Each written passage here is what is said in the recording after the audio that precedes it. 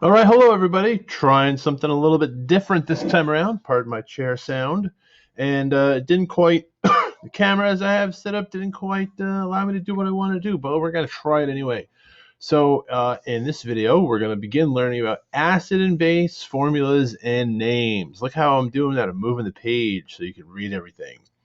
All right, I got 4 bullet points to look at in this little section here, and this might cover 2 videos, maybe only one. We'll see. First is how to recognize acids, right? So if you look at a compound's formula or name, how are you supposed to know that it is an acid? Secondly, we're going to learn then how to name them, right? Where do the names of acids come from? So in other words, if I give you the formula for an acid, you should be able to come up with its name.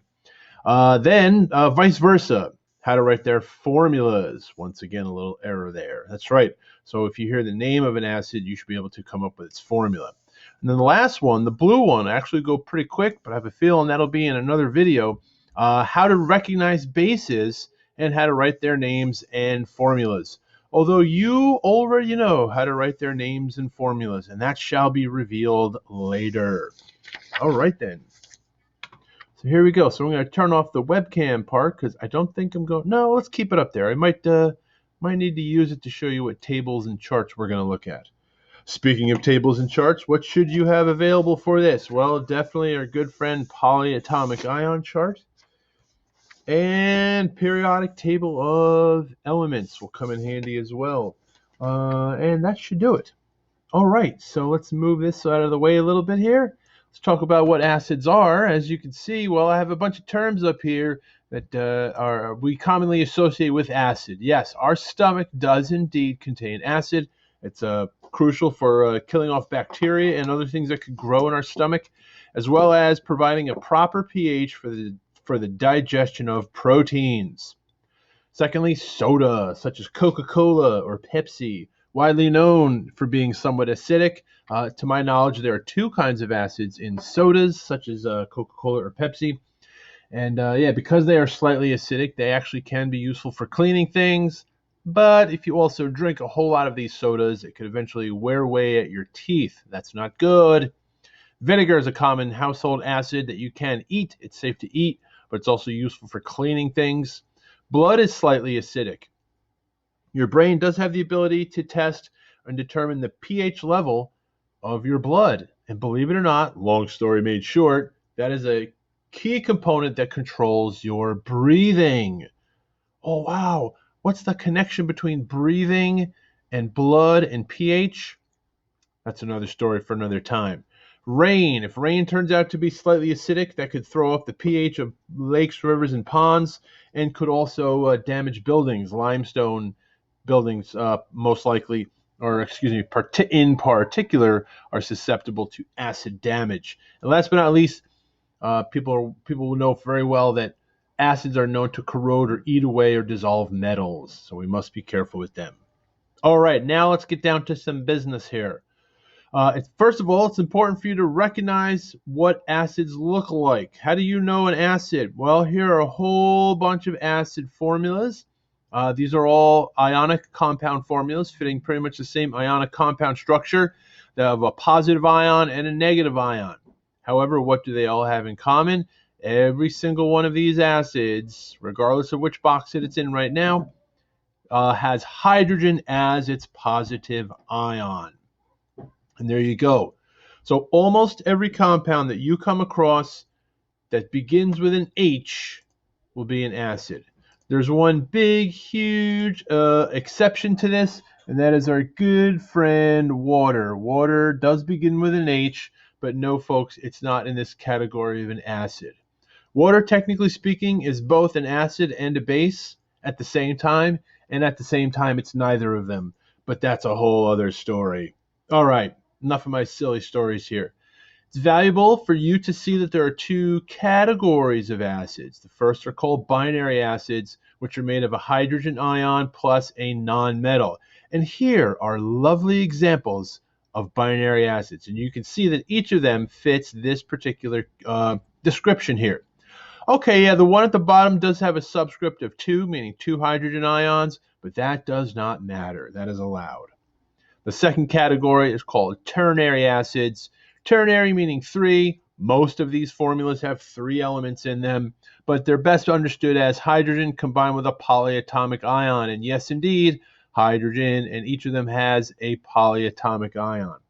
Once again, if you're not familiar with polyatomic ions, keep that polyatomic ion chart nearby, and you will see that all of these ternary acids listed here do have one of those polyatomic ions on our chart in them.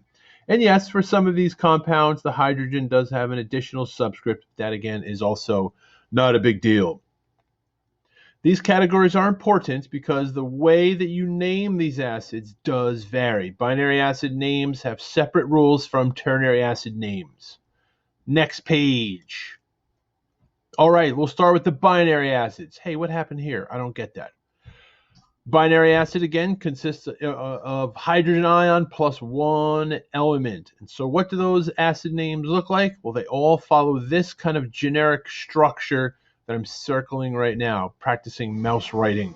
Oh, there goes the furnace. That's okay. I'll speak a little louder. So binary acids all fit this thing where the prefix hydro is added on.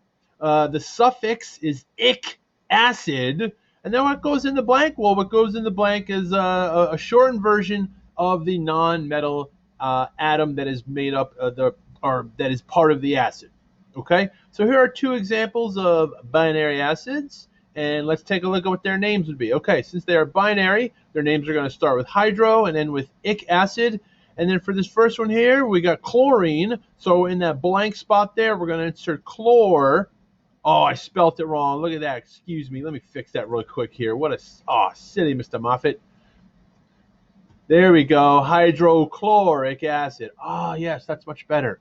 Oh, we're familiar with hydrochloric acid. We've heard of that one. Yes, that's the one in your stomach. When you see advertisements on TV for all kinds of pharmaceuticals to help you with acid reflux, well, that's the acid that is refluxing up your esophagus and causing you much pain and discomfort. All right, what about the next one here? Well, we've got hydrogen plus sulfur, so we're going to put something in there that represents sulfur. So this acid name is going to be Hydrosulfuric Acid. I chose this particular example specifically because what many people want to do is not include this right? They chop off the and say hydrosulfic acid. And that kind of makes sense. That kind of fits what I've explained so far. But a lot of these compound names were discovered long before this formal system of naming. So when sulfur gets involved, you just kind of leave the name sulfur. This one is then called hydrosulfuric acid. And there you go. There's 2 examples of binary acid names. All of the other binary acids on this page here are named in the same fashion. All right then. Now let's move ahead and look at some ternary acids. What happens when polyatomic ions get involved? Well, this is where things get a little bit crazy. Let me move this screen because there's nothing on here at the moment that's going to help us. First and foremost, and this is the toughest thing for most people, is that the names of ternary acids, the names of acids that have a polyatomic ion in them, do not begin with the hydro prefix. We leave the hydro prefix off. The reason this messes with people's heads is because all acids do have a hydrogen at the beginning. This is true. Ternary acids do, so do the binary acids. They all start with hydro. Yet, somebody somewhere decided that the hydro prefix belongs in the front of the binary acid names, but not the ternary acid names. So none of these acids here are going to start with hydro, so just forget about it. Now, the acid is made up also of a polyatomic ion, and the ending of the polyatomic ion, most of the time, will be ATE or ITE, and those suffixes determine the names of the acids. ATE endings of polyatomic ions become ic acid, and ITE endings become us acid. Find a way to remember that ate becomes ic and ite becomes us. But we'll talk about that in a minute. Let me show you some examples. Here we go. Here's a ternary acid. It's made of hydrogen and NO3. I don't know what that is. Let me go to the polyatomic ion chart. Where are you, chart? Oh, there we are. NO3, that's nitrate. 8 becomes ic. So nitrate becomes nitric, and here we have nitric acid. Wonderful. Once again, no hydro. All right.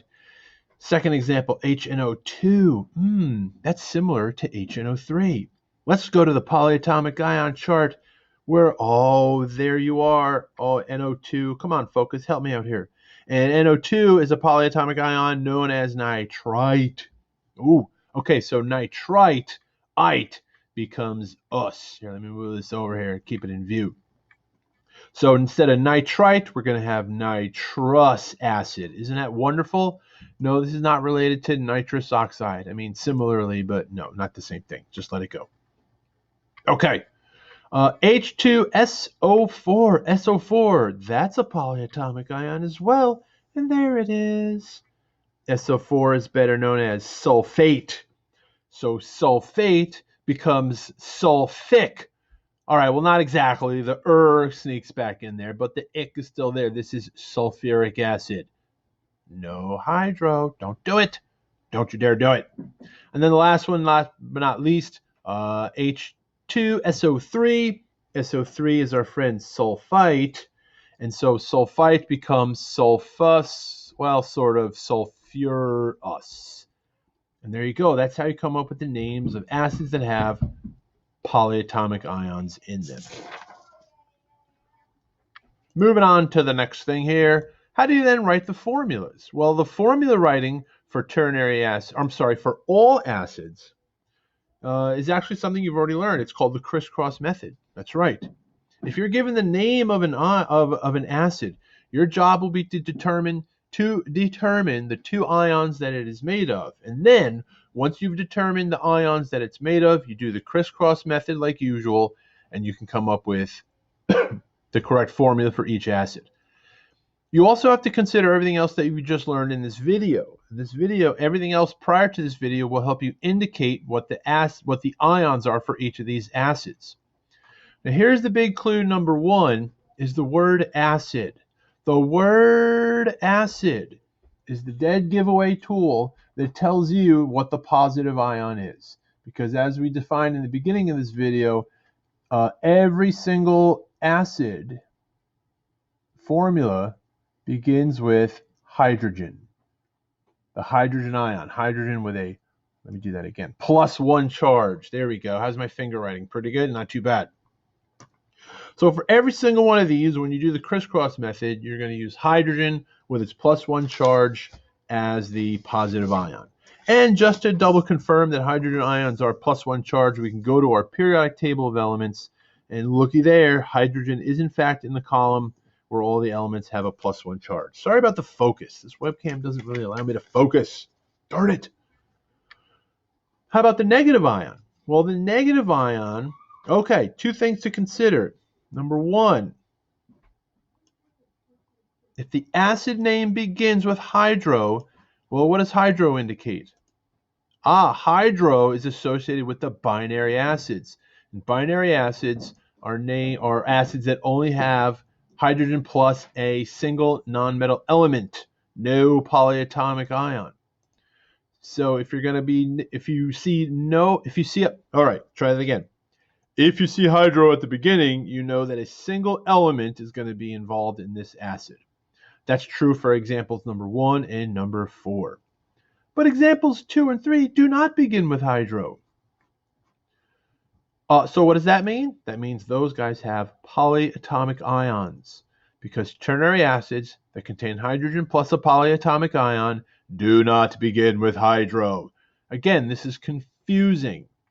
It's easy to fall into the trap that hydro tells you that the substance must contain hydrogen. That's not true. The word acid tells us that hydrogen's involved. All of these have acid in their names. All of these, therefore, have hydrogen in their formulas. If you want, now's a good time to hit pause and try to come up with the formulas for these acids. Again, the word acid tells you that hydrogen is the positive ion, then everything else should indicate to you what the negative ion is. Then do the crisscross method and you'll come up with the formulas. So hit pause right now, try them, and then I'll reveal answers. Go.